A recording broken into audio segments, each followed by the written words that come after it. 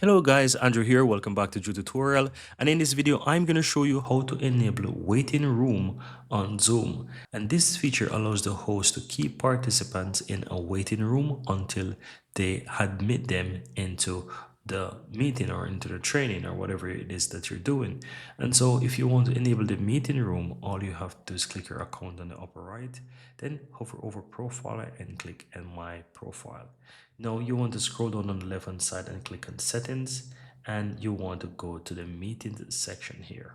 Now under this meeting section, scroll down and you will find the option in the list that says enable waiting room. When a participant joins a meeting, place them in a waiting room and require the host to admit them individually. So you can easily enable this feature if you want to keep them.